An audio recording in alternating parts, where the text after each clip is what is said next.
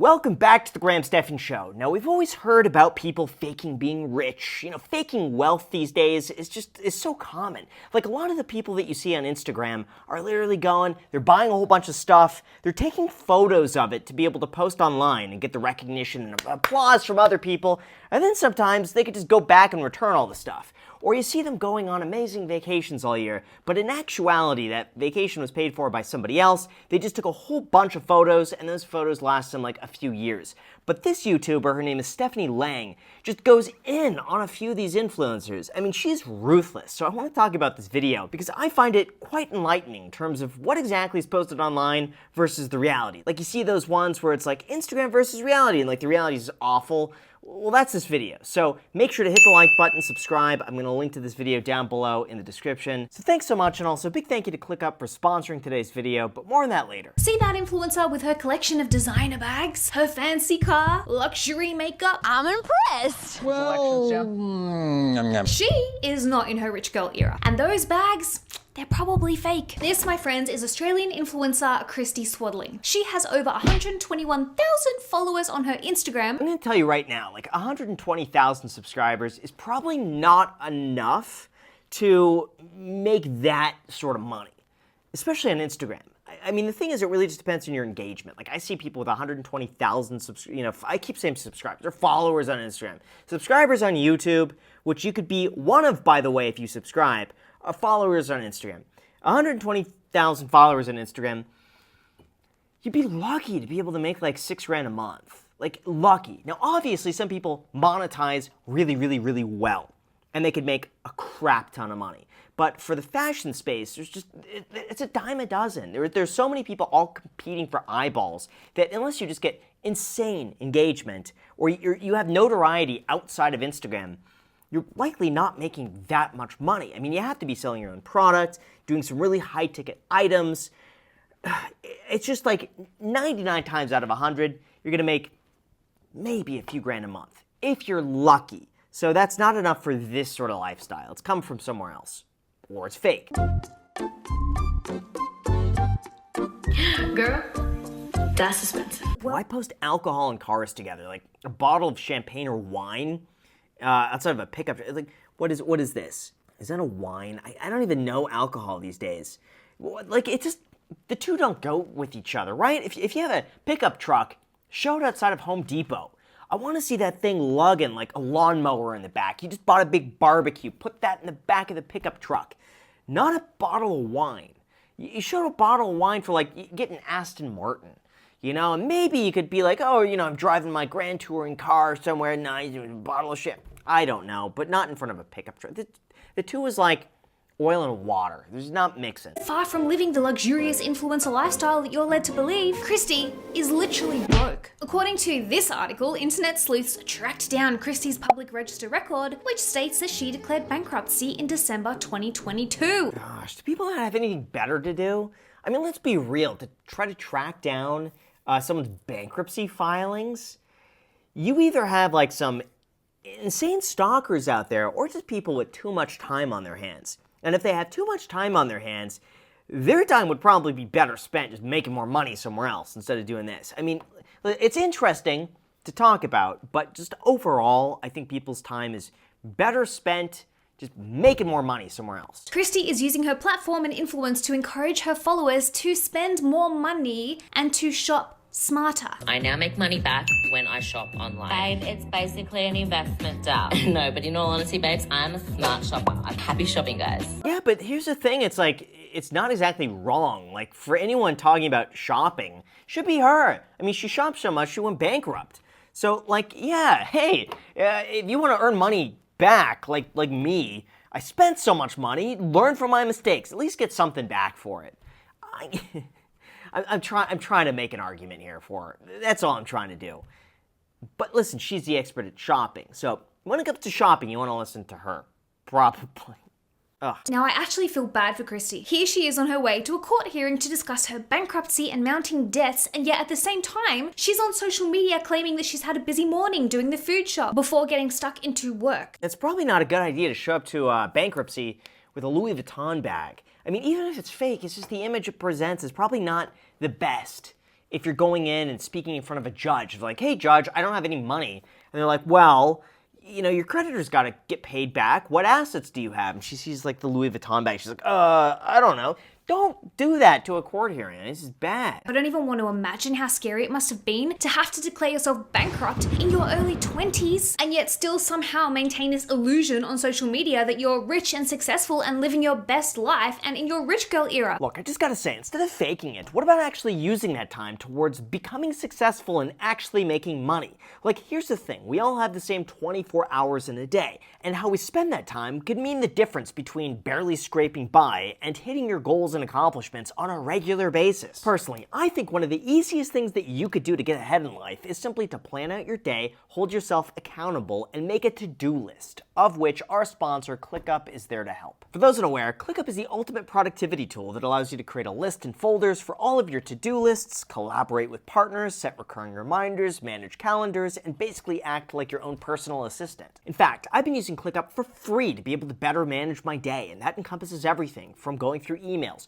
phone calls, responding to texts, making sure I film videos like this, going to the gym, and then prioritizing what needs to be done first that's the most important. For example, I can be pretty bad about remembering every single detail, and sometimes there are just little minor things that fall through the cracks. But as long as I spend 5 minutes to add them in on ClickUp, they make sure I don't forget. It's also really easy to use, it's totally free to get started, and no joke, if you just spend 5 minutes on it, you could plan out your next few days in such a way that gets you massively ahead. Honestly, it's just a really great feeling to go through the day and then mark off each task is done, and it makes it really simple just not to end your day until everything that you wrote down is finished. Even just visually seeing what you need to do every day is massively helpful. Not to mention, the reality is, even if you just get 1% better every single day, after some time goes by, you're going to be able to look up and see just how far you've come. So if you'd like to get started for free and get a little better each and every day by writing down your to-do list, try ClickUp using the link down below in the description, or go to tryclickup.co/Graham, again, to get started today. Like I said, it's totally free, there's nothing to lose, there's everything to gain, and it takes you just like a minute to get started. Plus, if you'd like to support the channel, this is a fantastic free way to do just that in a way that benefits you. So enjoy,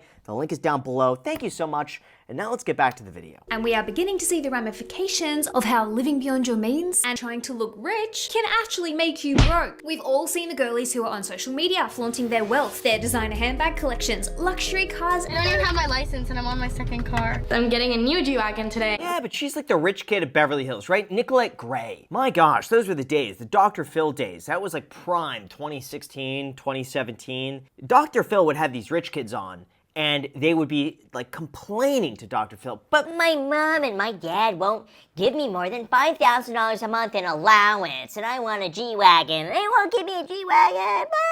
and Dr. Phil talks some sense into him, which usually winds up with them just like spiraling out of control, making YouTube videos and gaining a following, and then they actually make enough money on their own on the platform of Dr. Phil, which, you know what, kudos to them. If they're able to make a living off of Dr. Phil and transition that into something great, I'm all for it. I don't care. You know, I'm all for a good entrepreneur story. But Nicolette Gray comes from a very wealthy family. It's different if you live off someone else versus if you're just digging yourself in debt. You know, at least in the first one, if someone else is paying for it, fine. I don't care. But if you're just digging yourself in debt, it's got to go somewhere. The money's got to come from somewhere. Want to see what can happen to influencers who live beyond their means and let the new money go to their head? Enter Catherine and Austin McBroom, who made a fortune with their family vlogs, where they filmed themselves driving flashy cars, flying private jets, and, as with most family vloggers, exploiting their children for views. You know what? The issue with them is that in the beginning, it's kind of like a flywheel, where in certain circumstances, in the beginning, if you spend money, you make it back plus some, which means you could spend more money, and then you make it back plus some, and then you spend even more money, and you make it back plus some. And this works. The issue is that, you know, the career of a creator is anywhere between 3 to 7 years, max for most creators. 10 years, if you're so lucky, if you defy the odds, maybe 10 years. There becomes a certain point, though, where you start spending too much money and then all of a sudden it doesn't work anymore because you're out of touch. It's okay up to a certain degree. Like, people love it when you're spending, I don't know, maybe a few $100,000 a year.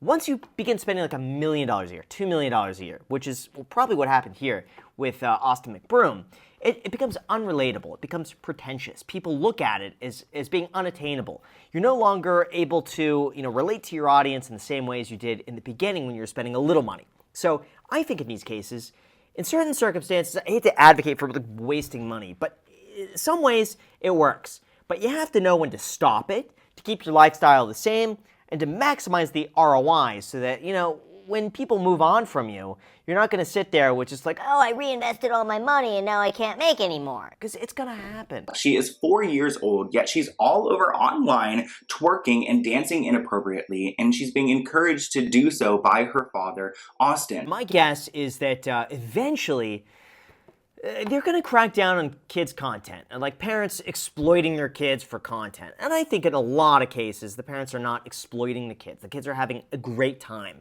It becomes an issue that when the kids are forced to be in front of the camera, if they don't want to do that, if they can't consent to like certain things that are being done on camera, I get it. I think in those cases, there's got to be like a clause, like the Coogan account, that basically says if a kid is going to appear in movies or TV shows, a certain amount of that revenue basically gets deposited into a trust that they have access to when they're like 18 years old. I think that should be the case for YouTube videos too. On September 2nd, 2019, a house tour video was released on the Ace Family channel showing off their huge $10 million mansion in sunny Los Angeles. That's way too much, $10 million. I mean, the thing is, it's like YouTube usually does not make enough to pay for $10 million houses and private jets. Maybe one or the other, not both of them at the same time. Unless you're like the top creator ever on the planet, it's just like you're not going to make that much money. It's very difficult to do. It's one in like 100 million to do something like that. Rumors first began circulating that Catherine and Austin were having money trouble back in 2021, but of course, the couple denied it, advising their subscribers to ignore the haters because no one was moving and certainly no one was getting evicted until they were. Catherine and Austin were evicted from their multi-million-dollar mansion and it was foreclosed upon. Yeah, long story short, it's when the bank takes over the property. They go through the foreclosure process. So when you fall behind on payments, the bank will come and say, hey, just catch up on your payments. If they don't do that, they give more notices. Hey, we really want you to catch up on these payments. Then they give more notices. And this whole process could take like 6 months to sometimes over a year to foreclose on a house. So in the meantime, you don't have to make those payments if you truly just, can't pay it. The bank takes it back and then they'll try to resell it to recoup some of their cost, which on this, I don't think they're getting, the bank's taking a loss on this. The house is not worth that much money. They suddenly start earning more money than they ever dreamed possible, and so little by little, they start upgrading their lifestyle. It's a phenomenon known as lifestyle creep. Love that clip from Dumb and Dumber. I use this all the time when I talk about spending. They basically get this suitcase full of money, they blow it all, they got this Lamborghini Diablo, they get this crazy hotel room, they start giving money out. It's a funny movie, you guys should watch this. The perfect example of an influencer falling victim to lifestyle creep is this girl. Anyone remember Breland Kent? I've never heard of her before. It's crazy, there's all these sites to YouTube that exist with probably tens of millions of subscribers for random individuals, and I've never seen them before. It's crazy just how big the universe of YouTube is. She, like so many influencers before her, assumed the influencing money would last forever, and so purchased this lakeside mansion, spent thousands of dollars on renovating it, only for the influencing money to suddenly run dry. Okay, so here's the issue with that, is that let's just say she was making $3 million a year, okay? Or even let's go down more. Say she was making $1 million a year. If she were to get a loan on a property, banks only need 2 years of tax returns. So if she has 2 great years on YouTube, earning $1 million a year, each year net in her pocket, banks say, oh wow, she has 2 years of tax return at $1 million a year each. Her income is growing every year. It's looking pretty good. All right, we're going to loan her for the next 30 years, assuming she makes $1 million a year. Great. Now she just puts 20% down on a property, locks herself in for 30 years on a property that requires her to make $1 million a year, and then on the 4th year, the income goes to zero. And she's stuck with all these payments, or, the income goes down substantially. I hate to say it, because it's like I'm counting myself in this.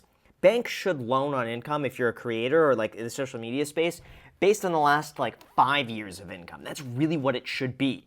Because chances are, Before her blow up, she was not making much money, and they need to take the average of 5 years, I think, to truly get an understanding of how much an influencer can make. It should be 5 years, not 2. It's one of the biggest regrets of my life because I don't know if I'll ever have that much money again in my entire life. Don't live beyond your means. I'm gonna go now and cry and eat a bunch of ramen noodles or something because that's all I can afford. Oh, that's too bad. I mean, it's easy to fall into that. When you go from having no money to a whole bunch of money really quickly, you don't know how to adjust to that, and you just assume it's going to continue forever. That's why I think it's so important when you get a windfall like that, and that's exactly what happens to a lot of creators. They get a windfall. They get a whole bunch of money all at once. Just assume every month that's the last month you're ever going to earn anything. How do you make that last for the rest of your life? How do you allocate it? How do you invest it? How would you spend, let's just say, $50,000 a month if you knew that 6 months from now you were earning nothing? How would you spend it? Then base it off that. And every month you earn the $50,000, basically treat that as a bonus. It's never going to happen again, and allocate that the same way. Just assume it's not going to continue forever, and basically just invest it, save a portion, spend a small portion of that, and just basically plan for the worst. Because you see, my darlings, the problem with influencers is that they likely haven't been taught how to invest, how to manage wealth, how to save for retirement, or do their taxes. They don't actually know how to control their money, and so the money ends up controlling them. Yeah, and that's why you should subscribe to either the Graham Stephan Show or my other channel, just Graham Stephan. I think practically everyone who watches this channel knows about the other channel. I'm sure there's like one person who watches this video is like, oh wow, I didn't know he has another channel. Graham Stephan, all we talk about there is personal finance, building wealth, investing news, anything involving money is what I talk about over there in a more condensed format. So if you want to subscribe over there, feel free. Don't spend all the money you earn and then some buying the latest designer handbag to impress other people or to make yourself feel richer and more successful than you actually are. Learn about money, invest your money wisely, save it carefully so that you can actually be rich one day rather than just looking rich. Yeah, honestly, everything she says, I completely agree with. And I think that also just comes with age. I mean, she's going to be, in her mid-30s. A lot of that stuff, you typically you go through some growing pains in your 20s.